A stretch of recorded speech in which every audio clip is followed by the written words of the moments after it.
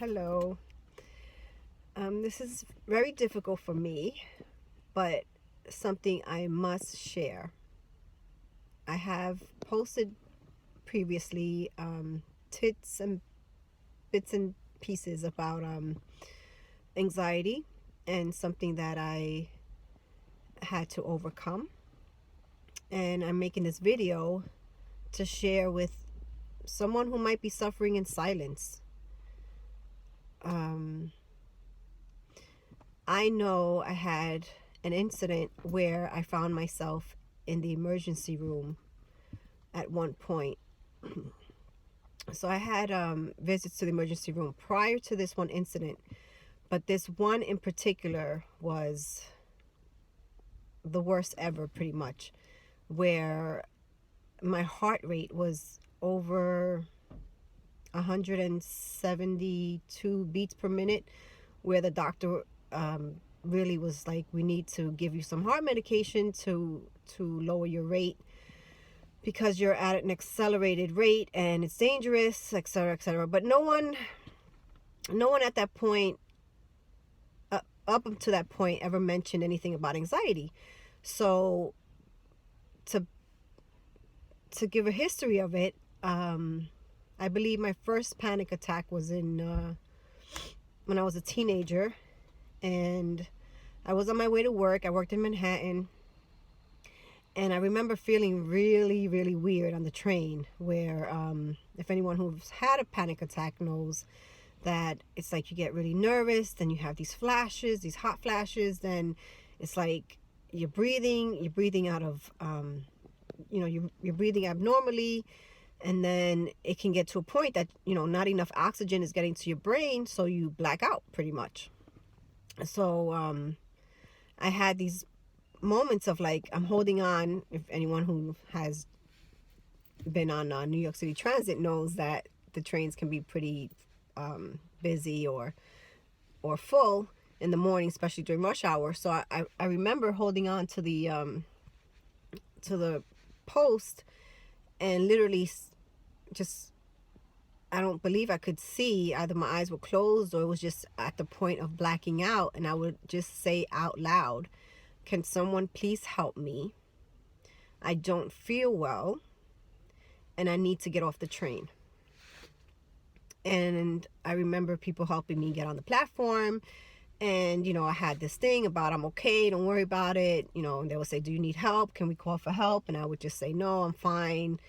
I had this big thing about, I'll get through this and I don't need help and blah, blah, blah. But grateful that people did stop and help me. But at the same time, I didn't want to burden anyone with my whatever was happening at the time, which I was not aware that was anxiety. So as the years went on, from being a teenager up until my late 20s, I would have, attacks sporadically, not really knowing if it was stress. I would go to the doctor and say, oh my God, this happened to me. I felt this, I felt this, I felt this, I felt this. And they would run a bunch of tests and say, oh, we don't find anything. Okay. So I would go about my business. And in my mid-20s, my mother passed away. May she rest in peace. And the way I handled her passing was to keep busy. So if anyone knows me, I've always kept busy. But when she passed away, I took it to another level and became even like, went to school full time, worked full time, whatever I could do to keep busy. And I guess I kept trying to bury the pain that from her loss. So 2 years later, depression hit me really hard around this time, the holidays. I missed my best friend, and I kept hiding it from everyone. Just, I would, be at work in front of the computer screen, tears just flowing, but no one can see because I'm facing the computer and I had my back towards everyone. And then I would just go through my days like that over and over. And it came a time that I was late for class. I was going to night school, late for class, and I'm rushing, going to Fordham University, down Fordham Road. I got there almost on time, took the train, rush hour, Got to Fordham, and I'm like, okay, I only got 10 minutes. I'll make it. Traffic galore going down Fordham Road, and I just was like freaking out. And when I sat in class, I sat down, and it was like a bulldozer hit me, like the worst anxiety attack ever.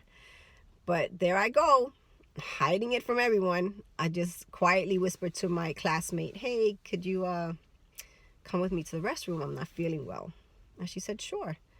So she comes with me. I wash my face, tell her I'm fine. I'm going to take a cab home, whatever the case may be. She's like, come on, I'll stay with you. And I'm like, no, don't worry about it. I'm fine. I'm going to go home. And walk myself out of campus. But I knew, the knees were weak. The head was spinning, ready to pass out kind of thing. And I knew I had to submit and ask for help. So I got myself to the nurse's station. And I was trying to be as calm as a cucumber. Meanwhile, mayhem was going on inside me. And they called the ambulance. The ambulance came. And the person that was with me had no idea that my heart was racing the way it was, and my vitals were what they were. They rushed me to the hospital, took me in, and laying in that bed and going through that experience, I asked myself, like, what is this? How did I get here?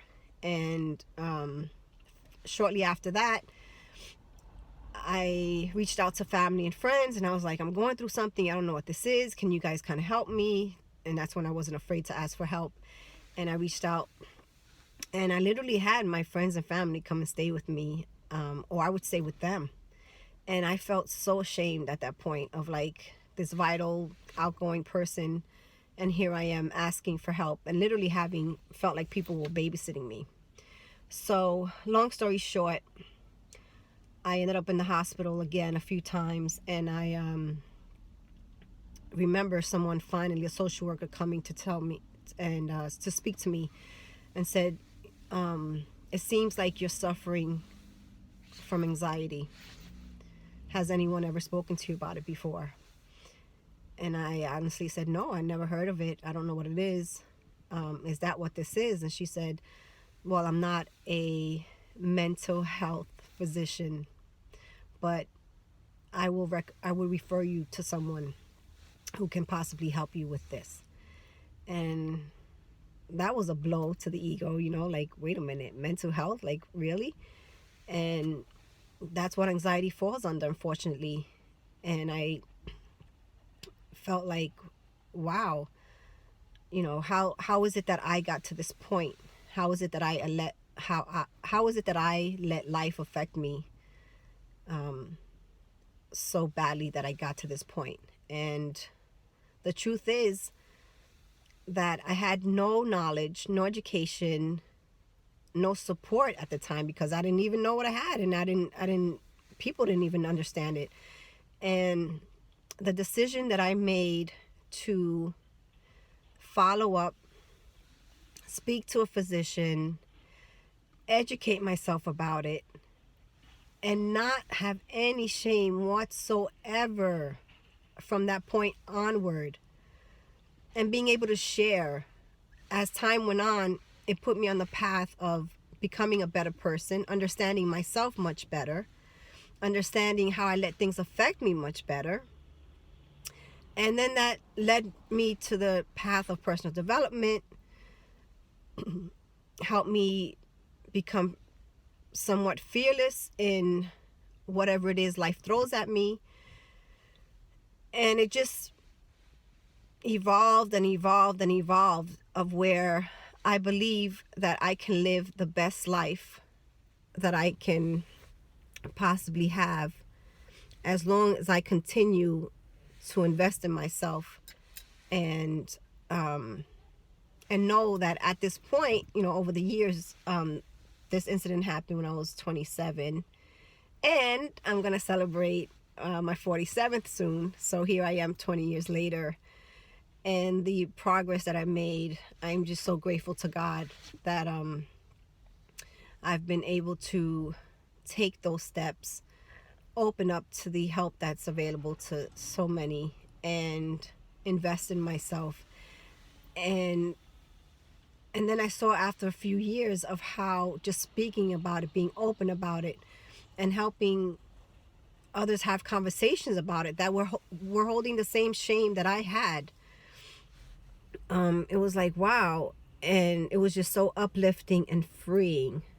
So my message here to you, to anyone that's listening, and thank you for listening, is if you're suffering in silence, or if you just feel that no one understands, or you're alone in this, you're not. You are not. And I hope my message can help you understand that there's so much potential in developing, discovering, and freeing yourself from what you might believe is a devastating experience. So thank you.